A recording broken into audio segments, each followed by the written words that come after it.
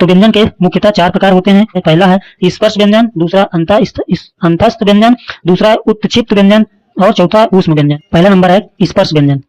तो जिन व्यंजनों के उच्चारण में जिह्वा मतलब जिह्वा मुख, ठीक है, जीभ और मुख के अंतर्गत स्थित मूर्धा आदि का स्पर्श करती है उन्हें स्पर्श व्यंजन कहते हैं।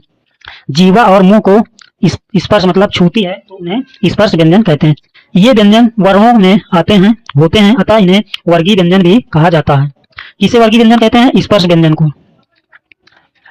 और प्रत्येक वर्ग के प्रथम अक्षर से उस वर्ग का नाम लिया जाता है। जैसे का वर्ग में का, खा, गा, घा, अंगा, ये सभी 5 वर्ण हैं। का वर्ग में कितने वर्ण हैं? 5 वर्ग। स्पर्श व्यंजन के इस प्रकार 5 वर्ग हैं तथा प्रत्येक वर्ग में 5-5 वर्ण हैं। प्रत्येक वर्ण का अंतिम वर्ण अनुनासिक अर्थात नासिका से बोले जाने वाला होता है। जैसे ला, या, अड़ा, ना, मा, ये सब क्या है? अनुनासिक अर्थात नासिका के माध्यम से ये लास्ट के अक्षर बोले जाते हैं। तो वर्णानुसार स्पर्श व्यंजनों की संख्या, वर्णानुसार मतलब वर्ण के अनुसार स्पर्श व्यंजनों की संख्या। तो देखिए हमने बताया है कि का वर्ग में कौन कौन से वर्ण आते हैं? तो का, खा, गा, घा, अंगा, इनकी संख्या क्या है? 5 है। उसी प्रकार चा वर्ग में कौन कौन से अक्षर आते हैं? चा, छा, जा, झा, इया, इनकी संख्या भी 5 है। टा वर्ग में टा, ठा, डा, ढा, इसमें भी 5 वर्ण है। टा वर्ग में ता, था, दा, धा, ना, इसमें भी 5 वर्ण है। अब पा वर्ग में देखते हैं पा, फा, बा, भा, मा, इसमें भी क्या है? 5 वर्ण है। इन सभी वर्णों को मिला के हमें कितने वर्ण प्राप्त होते हैं? तो 25 वर्ण।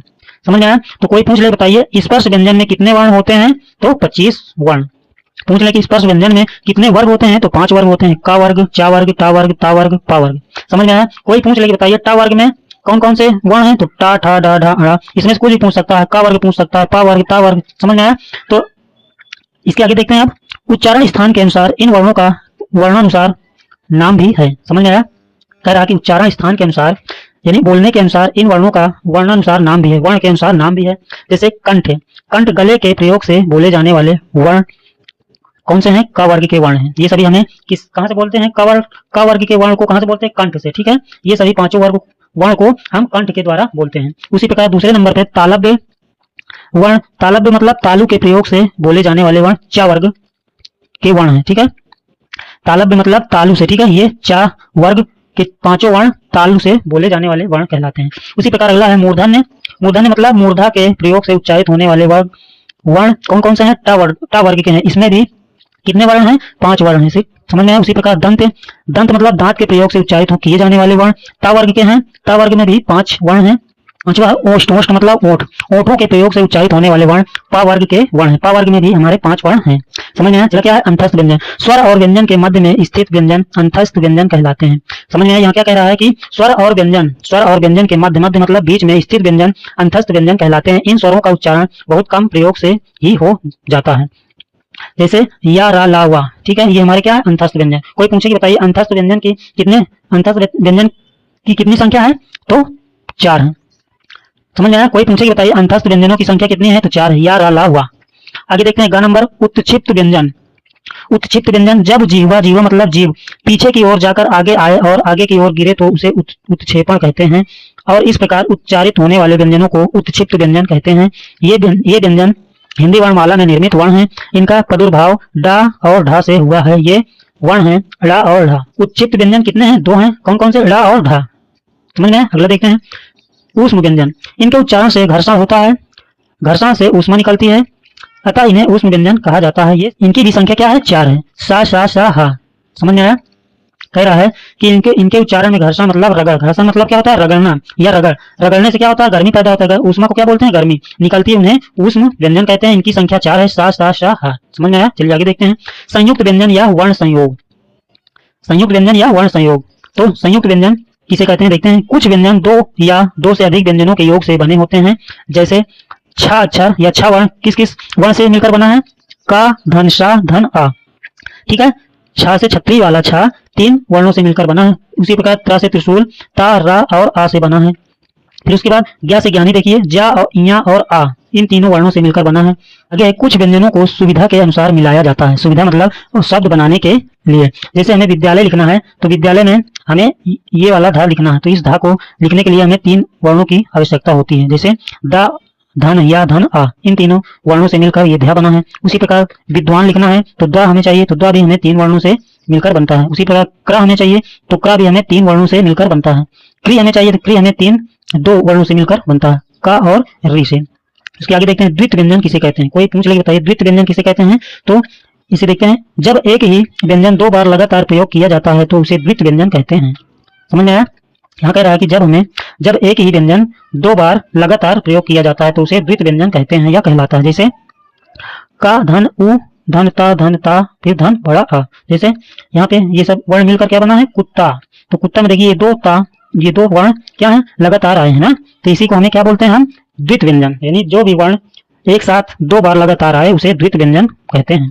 अगला देखते हैं पॉइंट, वर्ण संयोग में स्वर तथा व्यंजन दोनों का संयोग होता है। जैसे का धन आ मिलकर हमें का मिलता है या का बनता है। व्यंजन वर्ण हलंत के रूप में लिखे जाते हैं। उन्हें पूरा करने के लिए स्वर से संयोग किया जाता है, अतः यह भी संयोग। व्यंजनों को मिलाने के कुछ अन्य नियम एवं उदाहरण देखते हैं। यहाँ पे देखिए, जैसे पाई वाले व्यंजन की पाई हटाना, जैसे ये सा और ना मिलाकर क्या बोलते हैं, इष्ण बनता है। जैसे हमें स्नान घर लिखना है तो ऐसे लिखा जाता है। बिना पाई वाले व्यंजन में हलन, उसके उदाहरण ये हैं। बीच की पाई वाले व्यंजनों को आधा करके जोड़ना, इसके उदाहरण ये है। रा व्यंजन को मिलाने के कुछ नियम, जब रा स्वर से रहित होता है तो उसे रेफ कहते हैं और वह वर्ण के ऊपर लगाया जाता है। यहाँ पे समझना है कि जब रा स्वर से रहित मतलब रा में स्वर ना हो तो उसे रेफ कहते हैं। समझ में आया? रा में अगर कोई स्वर नहीं है, कोई मात्रा नहीं है तो उसे हम रेफ कहते हैं।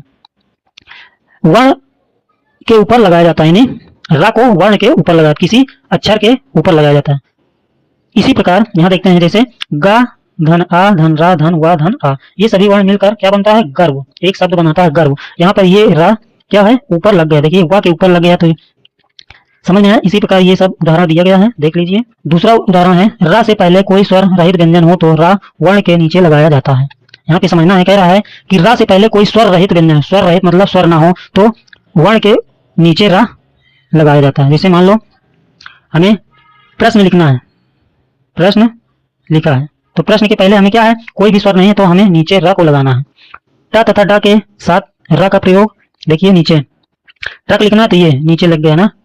उसी प्रकार सा के साथ रा का प्रयोग तो स्रा बन जाता है। जब सा में रा जुड़ता है तो स्रा बन जाता है। सा के साथ रा का यानी तो वो आधा हो जाता है, स्रा आधा हो जाता है।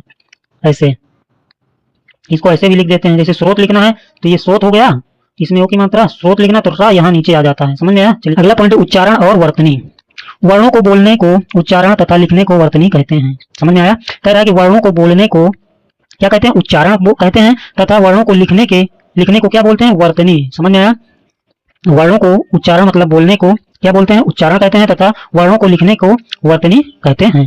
उच्चारण का महत्व, वर्णों को बोलकर प्रयोग करते समय उन्हें सही रूप में बोलना ही उच्चारण कहलाता है। क्या कह रहा है कि वर्णों को बोलकर प्रयोग करते समय उन्हें सही रूप में बोलना ही उच्चारण कहलाता है। शुद्ध उच्चारण करने से वर्णों का सही स्वरूप प्रकट होता है तथा अशुद्ध उच्चारण वर्ण के स्वरूप में भ्रम उत्पन्न कर देता है। यानी कोई भी वर्ण गलत बोलेंगे तो क्या होगा, सही से लिख नहीं पाओगे। जैसे यदि सा को सा कहा जाए तो अर्थ स्पष्ट नहीं है। जैसे साख को साख या शाक को शाक कहने से भ्रम उत्पन्न हो जाता है, वाक्य का प्रभाव समाप्त हो जाता है। शुद्ध उच्चारण से व्यक्ति के कथन को सही आयाम मिलता है तथा उसकी विद्वता का भी आभास होता है। विद्वता मतलब ज्ञान का।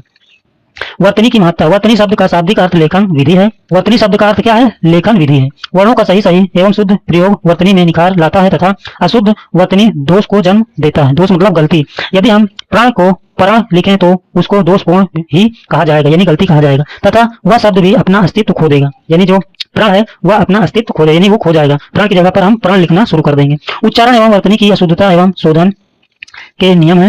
वर्णों की भिन्नता के आधार पर उनके प्रयोग में विभिन्न अशुद्धियां होती हैं, जो निम्नवत हैं। स्वर संबंधी अशुद्धियां, स्वरों के प्रयोग में ह्रस्व स्वर के स्थान पर दीर्घ तथा दीर्घ के स्थान पर ह्रस्व स्वर प्रयोग से संबंधी अशुद्धियां होती हैं। जैसे उदाहरण है, ह्रस्व स्वर के स्थान पर दीर्घ स्वर। जैसे सप्ताह में दिन होते हैं तो यहाँ पर देखिए दिन क्या है, गलत है, तो ये अशुद्ध है, तो शुद्ध क्या होगा, दिन होगा। उसी प्रकार मैथिली शरण गुप्त राष्ट्रीय कवि, कवि नहीं, कवि यहाँ पे गलत है, तो कवि क्या है, ये यहाँ पर शुद्ध हो जाएगा। कवि होता है, कवि नहीं, ठीक है।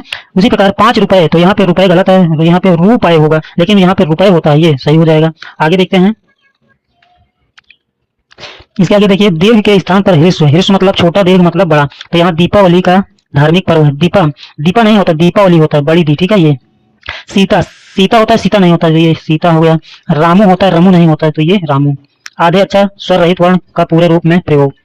जैसे पोस्ट कार्ड, पोस्ट कार्ड लाओ, तो ये पोस्ट कार्ड नहीं होता, पोस्ट कार्ड होता है। आजकल अच्छी फिल्में, फिल्में यहाँ पे फिल्में होता है, लेकिन यहाँ पे शुद्ध फिल्में होगा। यंत्र, यंत्र नहीं होता, यंत्र होता है। शुद्ध ये है। सा के उच्चारण में दोष, ई या आ का प्रयोग करके अशुद्ध और यहाँ पे शुद्ध। स्कूल नहीं होता है, ई स्कूल लिखा ना, तो ये गलत है, स्कूल ऐसे होता है। स्थान होता है, ये गलत है। उसी प्रकार स्त्री ऐसे लिखा जाता है, स्थाई ऐसे लिखा जाता है, ये गलत है। सा का सा के रूप में प्रयोग। स्टूल ये गलत है, ये सही है।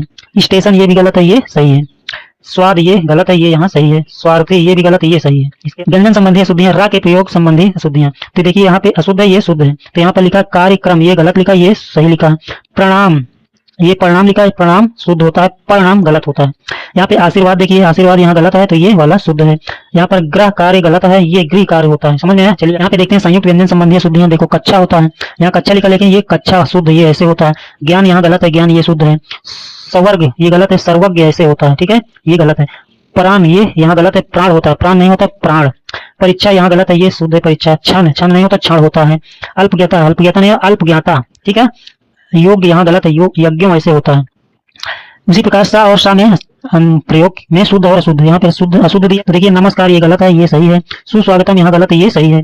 दुस्साहस ये गलत है, ये सही है। निसार गलत है, ये सही है। उसी प्रकार सा का सा से प्रयोग, ये इधर गलत है, ये सही है। ये गलत है, ये सही है। आप ना देख लीजिए, सा का सा से ये शुद्ध है, ये अशुद्ध लिखा गया है, इधर शुद्ध। देखिए कैसे शब्द बनते हैं, इधर उदाहरण में दिया। नष्ट, नसट नहीं होता, नष्ट होता है। दुसट नहीं होता, दुष्ट होता है। कसट नहीं होता, कष्ट होता है। समझ में आया? ड़ और ड़ में अंतर, अशुद्ध और शुद्ध। टिप्पणी, टिप्पणी नहीं होता, टिप्पणी होता है। रावण नहीं होता, रावण होता है। रोपड़ नहीं होता, रोपड़ होता है, ठीक है। भाषण नहीं होता, भाषण होता है। मिलते जुलते शब्दों में व्यंजनों की अशुद्धियां, जैसे यहाँ पे कह रहा मिल, मिल मतलब किसी से मिलने वाला मिल होता है, ये मील मतलब दूरी होता है। समझ में आया? पिता मतलब हमारे पापा, पीता मतलब कोई भी वस्तु, यही जैसे पानी पीता और चाय पीता, ये हो गया। पीला मतलब किसी को पानी पिलाना वाला, और ये पीला मतलब पीला रंग, ठीक है। जाति मतलब जाने वाला जाति, और ये जाति मतलब हमारा जाति, कोई भी जाति हो। दिन मतलब गरीब, दिन मतलब दिन वाला, जो सुबह दिन होता है वो होता है। बीन मतलब क्या होता है? बीन बजाने वाला। बीन मतलब किसी के बिना न जाना, ठीक है, ये अंतर होता है। उन मतलब उन सभी में, ठीक है, उन सभी को, जो शब्द में, जो वाक्य में प्रयोग होता है, उन सभी। और ये उन क्या होता है? जो स्वेटर बुना जाता है। सुनना मतलब किसी के चले जाने पर क्या होता है? हमारा घर सुनना हो जाता है, वो सुनना मतलब कोई भी बात सुनना या कहानी सुनना। बुरा मतलब किसी के साथ बुरा होना। चूना मतलब खाने वाला चूना, और ये चूना मतलब कोई भी वस्तु हमें पसंद आ जाए तो उसे चुन लिया जाता है, वो वाला चूना। इसी प्रकार ये सारे उदाहरण दिए गए हैं, ठीक है। आगे देखते हैं कुछ अन्य अशुद्धियां। इस प्रकार है आ की अशुद्धियां। आधार, आधार नहीं होता, आधार होता है। बारात नहीं होता, बारात नहीं होता, यहाँ पे बारात होता है। साप्ताहिक गलत है, साप्ताहिक होता है। समझ में आया? संसारिक नहीं, सांसारिक होता है। उसी प्रकार ई और ई की अशुद्धियां, ये सभी उदाहरण दिया गया है, सभी आप लोग समझ लेना। ए आय और ए आय की अशुद्धियां, यहाँ पे दिया गया। ऐसा, यहाँ पे ऐसा नहीं होता, ऐसा होता है। त्योहार यहाँ गलत है, त्योहार होता है। ऐश्वर नहीं होता, ऐश्वर होता है। अलौकिक नहीं होता, अलौकिक होता है। जय नहीं होता, जय होता है। पड़ोस में पड़ोस होता है। हंसना नहीं गलत है, ये हंसना होता है। दांत ये नहीं होता, दांत होता है। सांस नहीं होता, सांस ऐसे होता है। सांस मतलब जो लेने, जैसे हम सांस लेते हैं वो वाला सांस, ठीक है। उसी के आगे इस प्रकार ये सभी अशुद्धियां दिया गया है। इसी प्रकार ये सारे ये विसर्ग दिया गया, अनुसार दिया गया है, बा वाह दिया गया, ज्ञा दिया गया, कुछ अन्य दिया गया, ये सभी क्या है? उदाहरण है, आप लोग पढ़ लेना। चलिए देखते हैं, अब मिलते हैं अगली वीडियो।